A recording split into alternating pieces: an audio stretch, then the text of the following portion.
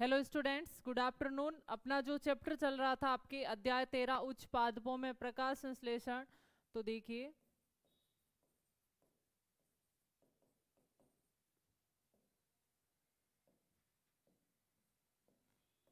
उच्च पादपों में प्रकाश संश्लेषण।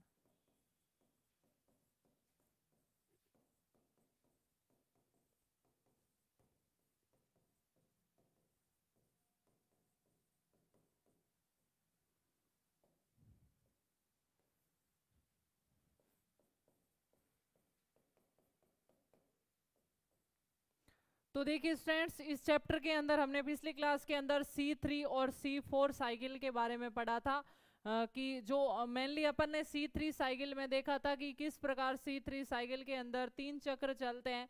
सबसे पहले कार्बन डाइऑक्साइड और जल का है वो मिलन होता है, जिसके कारण RuBP उनको ग्रहण करता है।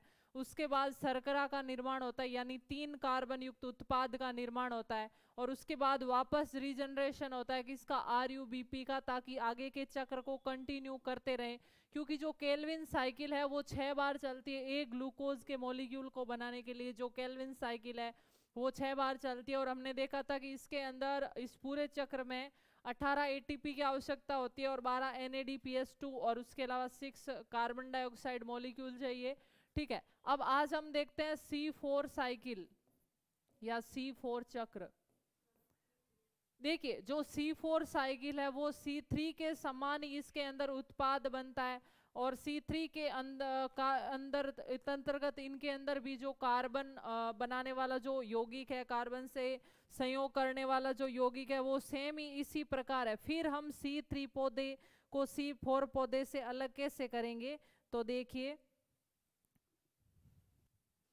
जो C4 प्लांट्स होते हैं वो शुष्क वातावरण में पाए जाते हैं। और इनकी जो पत्तियां होती है वो तेज तापमान को ग्रहण कर सकती है, उसको सहन कर सकती है। ज्यादा बाहरी तीव्रता प्रतिक्रिया अनुक्रिया के प्रति है वो अनुक्रिया कर सकती है। इसलिए जो C4 प्लांट्स है वो थोड़े प्रतिरोधी किस्म के होते हैं, यानी वो किसी भी प्रकार का विरोध कर सकते हैं, किसी भी प्रकार के वातावरण में है वो जीवित रह सकते हैं। ठीक है, तो अब हम सबसे पहले देखते हैं कि जो C4 साइकिल है उसमें CO2 यौगिकीकरण का पहला उत्पाद कौन सा होता है।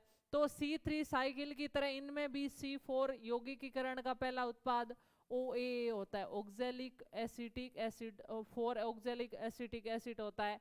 तो फिर C3 और C4 में अंतर क्या है, क्योंकि यहाँ पर देखिए हम देखते हैं कि C3 में भी हमने देखा था कि जो कार्बन डाइऑक्साइड है और जल है, इनको ग्रहण करने वाला प्राथमिक पदार्थ कौन सा था। उनके अंदर प्राथमिक पदार्थ था RuBP। और इनके अंदर जो प्राथमिक पदार्थ होता है वो कौन सा होता है, OAA होता है। तो पहला अंतर इसमें ये आ गया। लेकिन ज्यादातर जो C4 पौधों में जैव संश्लेषण है वो C3 की तरह ही होता है। तो इसको हम देखते हैं नेक्स्ट।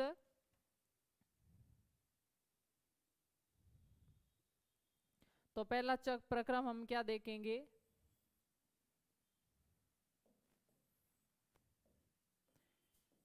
इन पादपों में CO2 के यौगिकीकरण का पहला उत्पाद कौन सा होता है, OA, ऑक्जेलो एसिटिक एसिड हमने देख लिया था। जबकि C3 के अंदर पहला यौगिकीकरण उत्पाद कौन सा था, PGA, वो 3 कार्बन युक्त था, जबकि ये क्या होता है, 4 कार्बन युक्त होता है, 4 कार्बन युक्त। नेक्स्ट पॉइंट, C4 पौधों की पत्तियां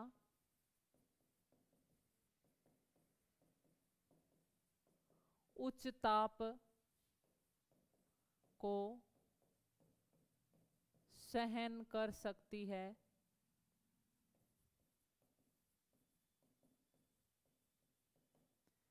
C4 पादप कठिन परिस्थितियों में भी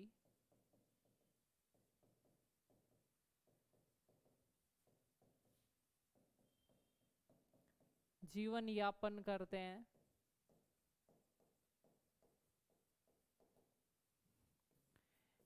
C4 पौधों में ऑक्सी श्वसन नहीं होता।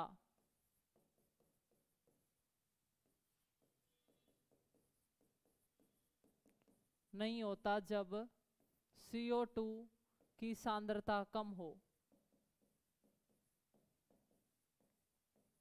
देखिए स्टूडेंट्स, अगर पौधे को पर्याप्त मात्रा में कार्बन डाइऑक्साइड गैस मिलेगी तो वो प्रकाश संश्लेषण की प्रक्रिया करेगा, लेकिन यदि उसे कार्बन डाइऑक्साइड की मात्रा कम मिलेगी तो वो क्या करेगा, तब वो ऑक्सी श्वसन करने लगेगा, यानी ऑक्सीजन के साथ मिलकर श्वसन प्रक्रिया करने लगेगा। लेकिन जो C4 प्लांट्स हैं उनके अंदर ऐसा गुण होता है कि अगर उनके पास कार्बन डाइऑक्साइड की कमी है फिर भी वो प्रकाश संश्लेषण करेंगे और बहुत ज्यादा मात्रा में उत्पाद का निर्माण करेंगे, शर्करा का निर्माण करेंगे। तो तथा C4 पौधे उच्च मात्रा में शर्करा का संश्लेषण करते हैं।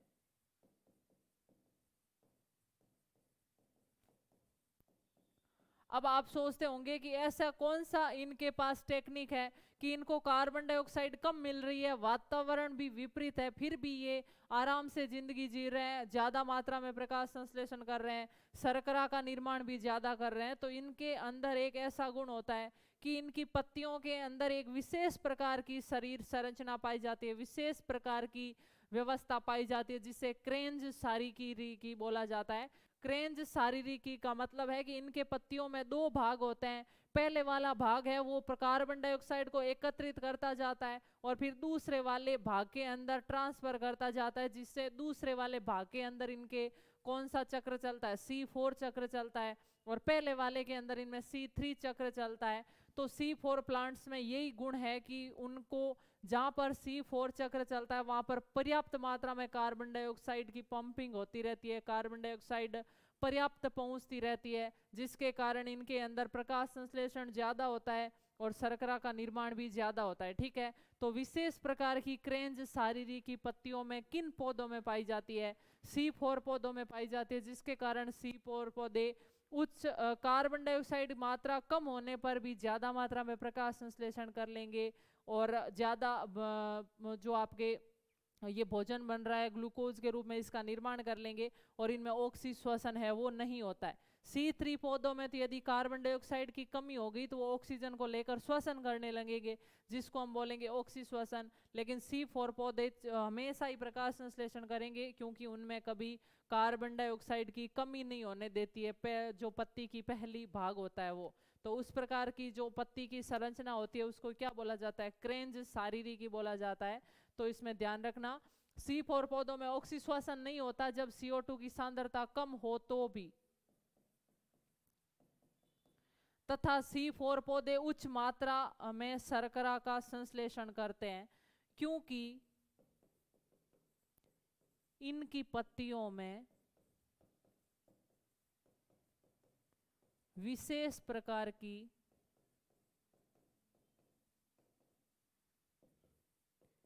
शारीरिकी पाई जाती है, यानी शरीर रचना पत्ती की विशेष प्रकार की शारीरिकी पाई जाती है, जिसे क्या बोलेंगे, क्रेंज शारीरिकी कहा जाता है, जिसे क्रेंज शारीरिकी कहते हैं। ठीक है, नोट कर लीजिए पॉइंट।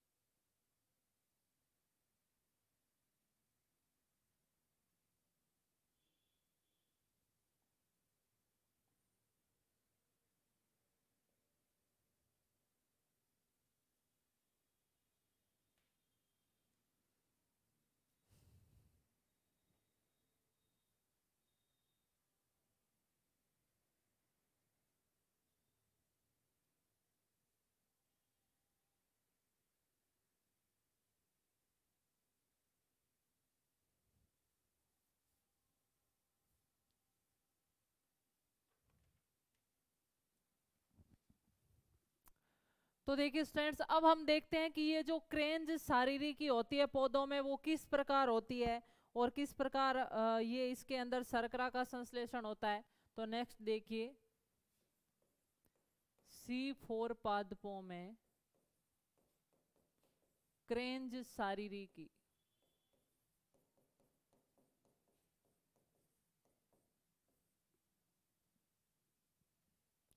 अब देखिए जो C4 पादपों की जो पत्तियां होती है ना, उनके अंदर दो भाग होते हैं। ये एक पत्ती का काट है जिसमें दो भाग होंगे। ये भाग कहलाएगी मीजोफिल यानी पर्ण मध्योतक,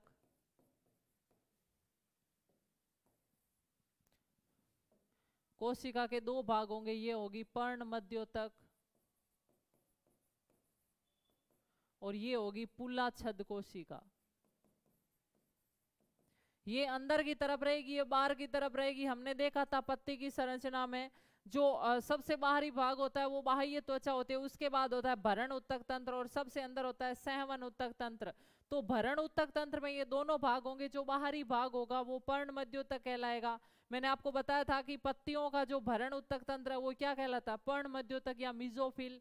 लेकिन C4 पौधों के अंदर पर्ण मध्योतक जो भरण उत्तक है वो दो भागों में बढ़ जाता है। जो संवहन उत्तक के पास रहता है उसको पुलाछद बोलते हैं और जो बाहर की तरफ बाह्य त्वचा के समीप रहता है उसको पर्ण मध्योतक बोलते हैं। ठीक है, इनके अंदर हरित लवक, पुलाछद कोशिकाओं में हरित लवक है वो प्रचुर मात्रा में उपस्थित रहते हैं। हरित लवक प्रचुर मात्रा में उपस्थित।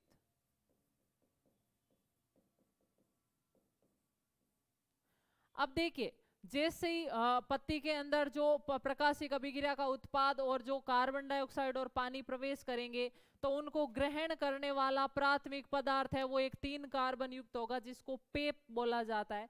तो जैसे ही देखिए यहाँ से कार्बन डाइऑक्साइड प्रवेश करी तो CO2 प्लस H2O, इनको ग्रहण करने वाला जो प्रारंभिक पदार्थ होता है इसको क्या बोला जाता है, पेप। और ये होता है 3 कार्बन युक्त। ये जो पेप है वो आगे उत्पाद बनाएगा और क्या उत्पाद बनाएगा, ये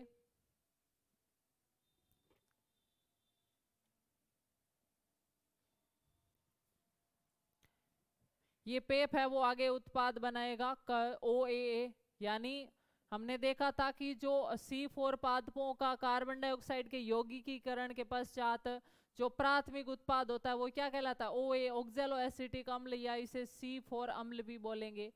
अब ये क्या करेगा, पर्ण मध्योतक से जाएगा यहाँ पर किन कोशिकाओं के अंदर, पुलाछद कोशिकाओं में, और ये दो भागों में टूट जाएगा। दो भागों में टूट गया और टूट कर क्या क्या बनाया इसने, एक तो इसने बनाया इसने C3 अम्ल और एक इसने बनाई कार्बन डाइऑक्साइड गैस। ठीक है, ये कार्बन डाइऑक्साइड गैस आगे कौन सा चक्र चलाएगी, केल्विन चक्र चलेगा और किसका निर्माण होगा, शर्करा का निर्माण। जबकि C3 अम्ल है वो वापस किस में चला जाएगा, C3 अम्ल है वो वापस पर्ण मध्योतक कोशिकाओं के अंदर चला जाएगा। तो देखिए C3 अम्ल वापस जो पर्ण मध्योतक कोशिका में गया है, तो ये क्यों गया, क्योंकि इसका वापस क्या होगा, पुनरुद्भवन होगा। इसका वापस क्या होगा, इसका पुनरुद्भवन। और C3 अम्ल से वापस क्या बनेगा, पेप बनेगा, क्योंकि आगे भी हमें तो क्रम को तो चलाना पड़ेगा ना।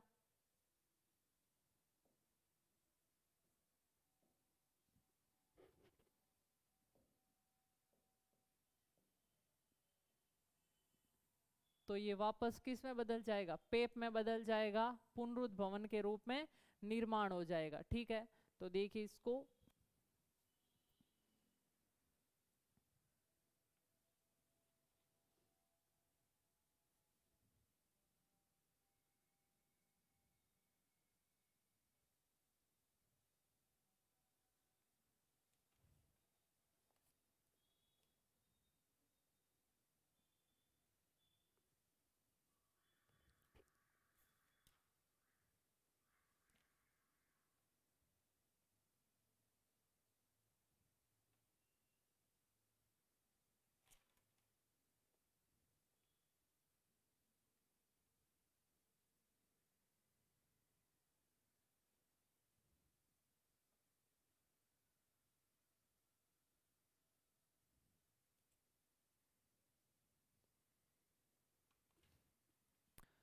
तो देखिए स्टूडेंट्स, आपको इसमें क्या क्या ध्यान रखना है। जो C3 साइकिल चल रही है ना, आगे केल्विन चक्र चल रहा है, या इसको हम क्या बोलेंगे, C3 चक्र या C3 चक्र या C3 साइकिल। तो C3 साइकिल आगे फिर वैसे ही चलेगी जैसे किस में चली थी, C3 पौधों में चली थी। लेकिन अंतर क्या है कि जो C3 साइकिल है वो C3 प्लांट्स के अंदर तो मीजोफिल कोशिकाओं में चलती है, जबकि C4 प्लांट्स के अंदर ये किन कोशिकाओं में चलती है, पूलाछद कोशिकाओं में चलती है। पहला पॉइंट ये। दूसरा पॉइंट, इनमें जो कार्बन डाइऑक्साइड का प्राथमिक ग्राही होता है वो पेप होता है, 3 कार्बन युक्त होता है। जबकि जो C3 साइकिल के अंदर कार्बन डाइऑक्साइड का प्राथमिक ग्राही था वो RuBp था, जो 5 कार्बन युक्त था। उसके बाद नेक्स्ट पॉइंट, इसके अंदर जो OA है वो टूटकर 2 भागों में बंट जाता है, एक तो कार्बन डाइऑक्साइड और एक C3 अम्ल में। कार्बन डाइऑक्साइड फिर आगे C3 साइकिल चलाएगा, जबकि C3 अम्ल क्या है, पेप है, जो वापस यहाँ पर जाएगा और वापस आगे आने वाली कार्बन डाइऑक्साइड को ग्रहण करेगा। तो देखिए मैंने आपको बताया था कि C4 पौधे हैं वो कम कार्बन डाइऑक्साइड होगी, फिर भी प्रकाश संश्लेषण उच्च करेंगे। तो देखिए चाहे बाहर कार्बन डाइऑक्साइड की कमी है तो यहाँ पर थोड़ी बहुत तो आएगी, और इसको आने से क्या बनेगा, OA बनेगा, और ये यहाँ पर आकर टूटेगा तो यहाँ पर भरपूर मात्रा में कार्बन डाइऑक्साइड का क्या है, उत्पादन करेगा। और इसके साथ ही यहाँ पर एक एंजाइम उपस्थित रहता है जिसको बोलता है रूबिस्को एंजाइम। यहाँ पर क्या उपस्थित रहता है, रूबिस्को एंजाइम। ये एंजाइम क्या करता है, यहाँ पर इस एंजाइम का गुण है कि ये कार्बन डाइऑक्साइड से ज्यादा संयोग रखता है, तो ये कार्बन डाइऑक्साइड के साथ जुड़कर आगे क्या चलाएगा, केल्विन चक्र चलाएगा। तो और ध्यान रखना ये जो पेप है ना वो आगे इस अम्ल का निर्माण कर रहा है, तो यहाँ पर जो एंजाइम काम होगा वो होगा पेपकेज एंजाइम। तो आपको C4 प्लांट्स के अंदर क्या क्या ध्यान रखना है कि C4 प्लांट्स के अंदर पत्तियों में विशेष प्रकार की शारीरिकी पाई जाती है जिसे क्रेंज शारीरिकी कहते हैं। इसमें दोनों प्रकार के भाग होते हैं, एक तो पर्ण मध्योतक, एक पूलाछद। पर्ण मध्योतक में पेपकेज एंजाइम पाया जाता है और पूलाछद कोशिकाओं में रूबिस्को एंजाइम पाया जाता है।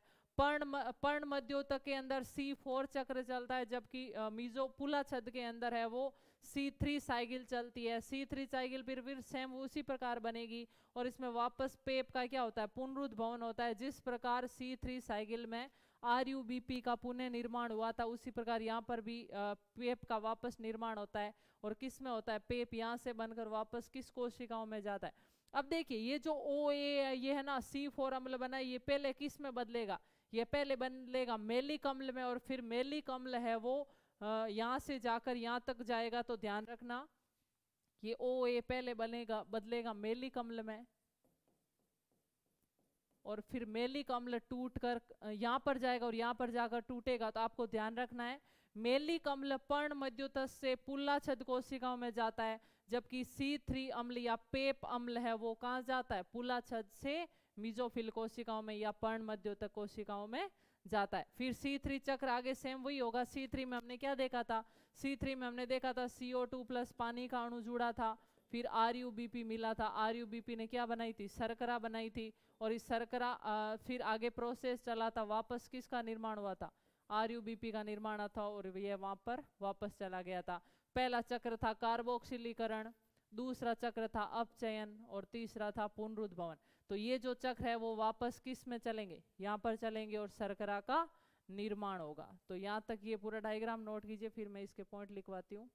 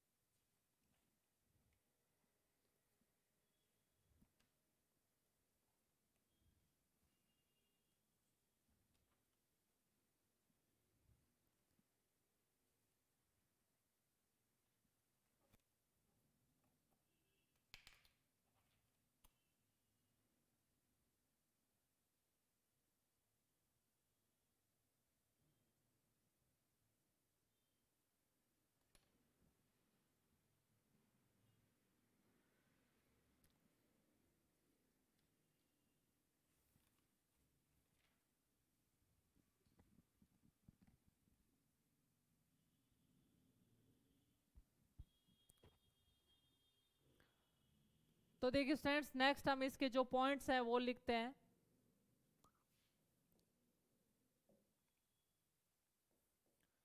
C4 पौधों की पत्तियों में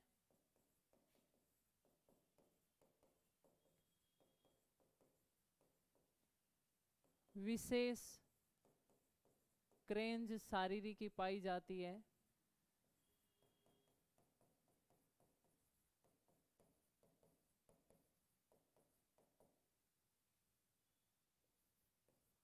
अर्थात पत्तियों में दो प्रकार की कोशिकाएं पाई जाती है। कोशिकाएं पाई जाती है।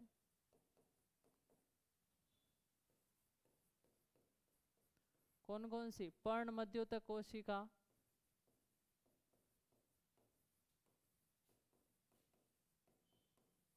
और पुलाछद कोशिका।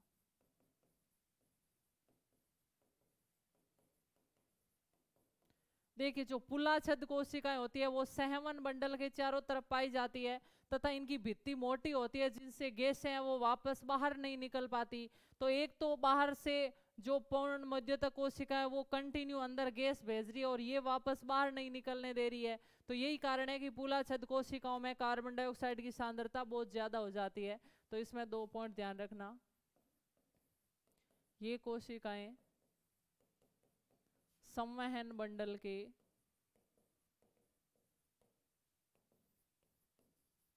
चारों तरफ उपस्थित। नेक्स्ट पॉइंट, इन कोशिकाओं की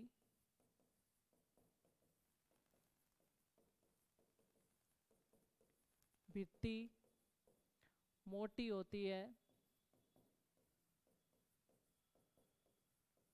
जो गैसों के विसरण को रोकती है।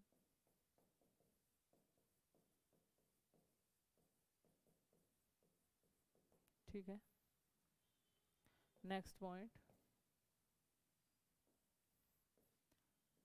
C3 चक्र C3 पौधों में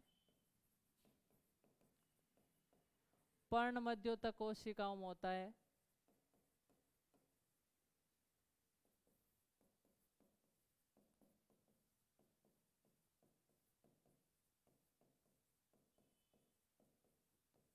जबकि C4 पौधों में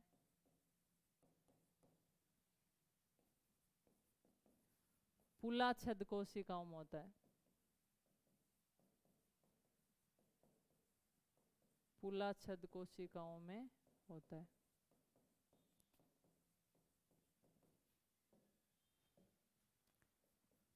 CO2 का प्रथम ग्राही 3 कार्बन युक्त होता है।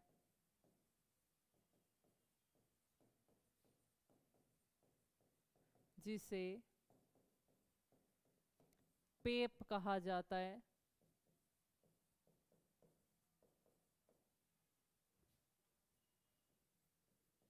जो मीजोफिल कोशिकाओं में या पर्ण मध्योतक कोशिकाओं में, जो पर्ण मध्योतक कोशिका में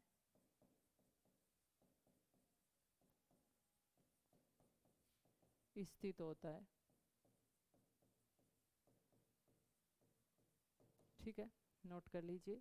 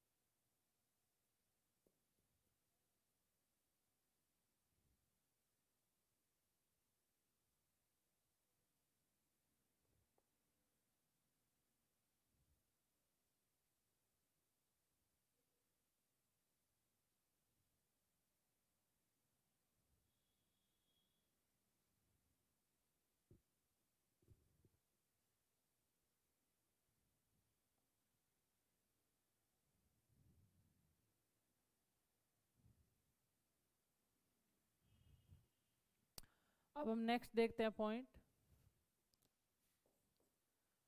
पर्ण मध्योतक कोशिकाओं में, यानी ये प्राथमिक 3 कार्बन युक्त होता है जिसे क्या बोला जाता है, पेप बोला जाता है। और इस पेप के द्वारा कार्बन डाइऑक्साइड के साथ जुड़ने की जो प्रक्रिया होती है और यौगिकीकरण है, वो उसको एक एंजाइम कंट्रोल करता है जिसको पेप केज एंजाइम बोला जाता है, और वो एंजाइम पर्ण मध्योतक कोशिकाओं में स्थित रहता है। तो नेक्स्ट पॉइंट, पर्ण मध्योतक कोशिका में पेपकेज एंजाइम उपस्थित रहता है,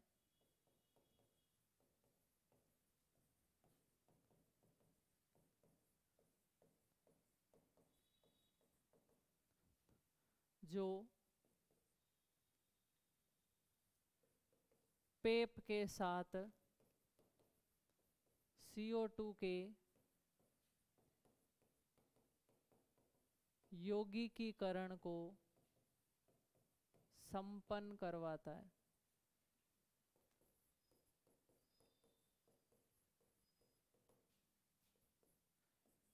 पेप प्लस CO2 के यौगिकीकरण से 4 कार्बन युक्त उत्पाद बनता है। देखिए 4 कार्बन युक्त उत्पाद बना कि नहीं बना, ये OAA ऑक्जेलो एसिटिक एसिड 4 कार्बन युक्त उत्पाद बनता है, OAA। OAA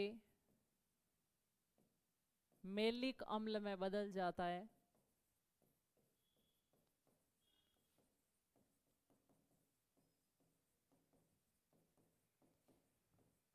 जो पर्ण मध्योतक से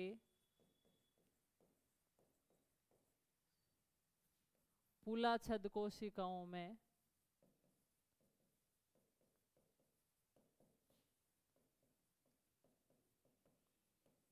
गमन करता है। ठीक है, नेक्स्ट पॉइंट,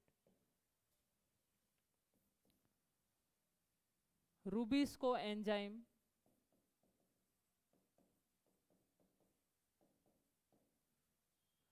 पुलाछद कोशिकाओं में पाया जाता है,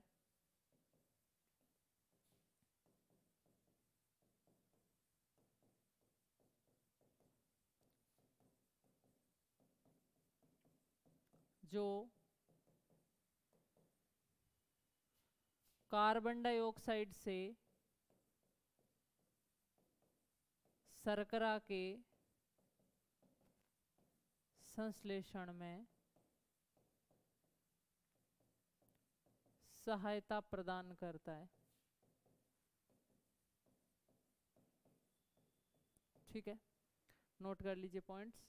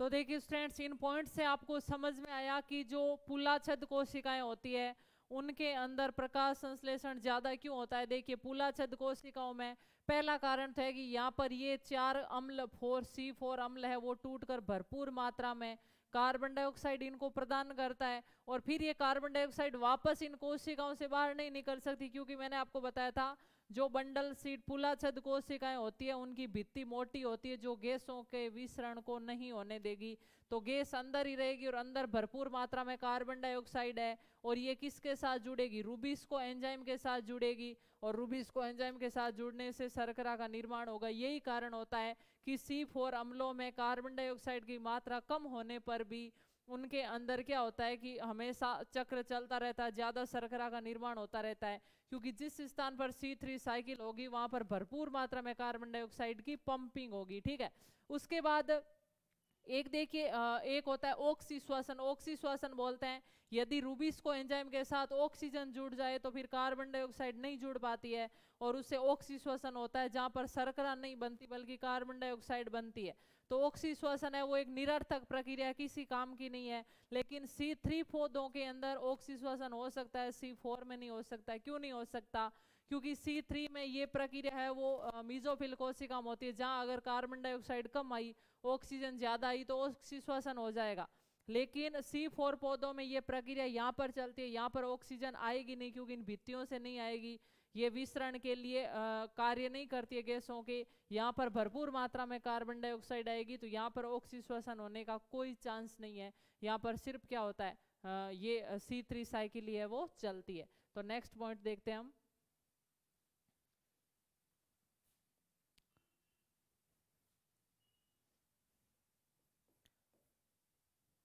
C4 पौधों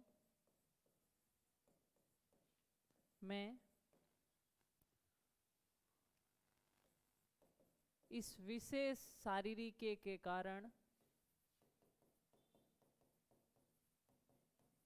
कारण ही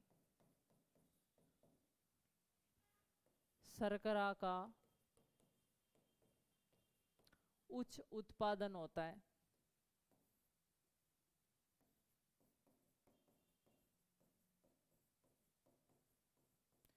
क्योंकि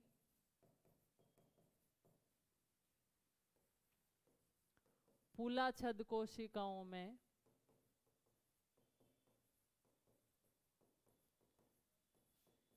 C4 अम्ल के द्वारा भरपूर CO2 की पंपिंग की जाती है, यानी प्रदान की जाती है, भरपूर CO2 प्रदान की जाती है।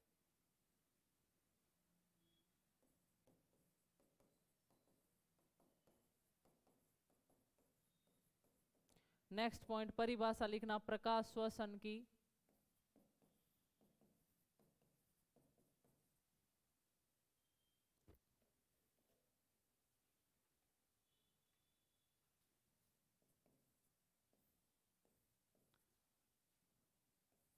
ऑक्सीजन के साथ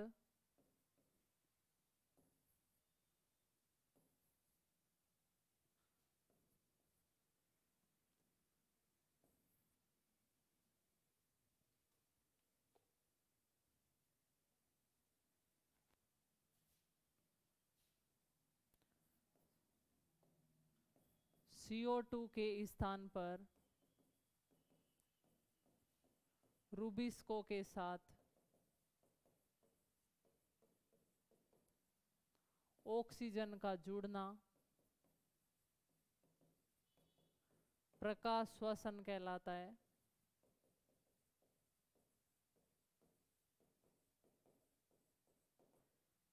इस प्रक्रिया के परिणाम स्वरूप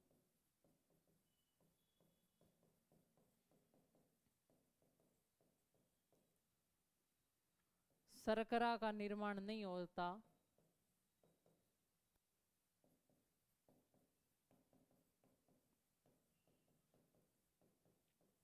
बल्कि CO2 का निर्माण होता है।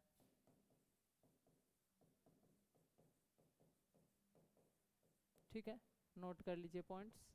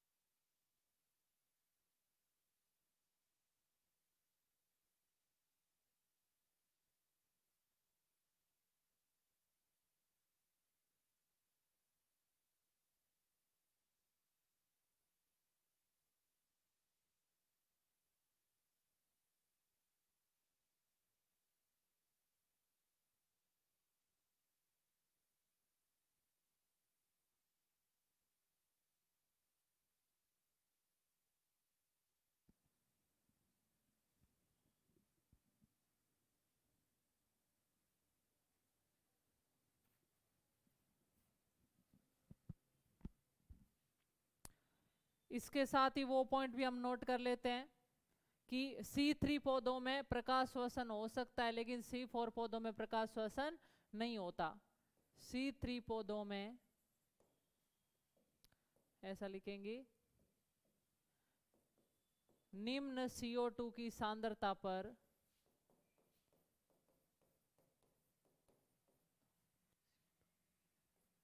C3 पौधों में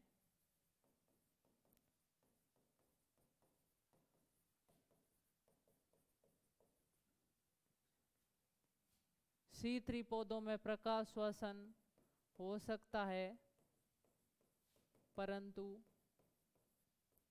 C4 पौधों में नहीं होता। ठीक है, नोट कर लीजिए पॉइंट्स।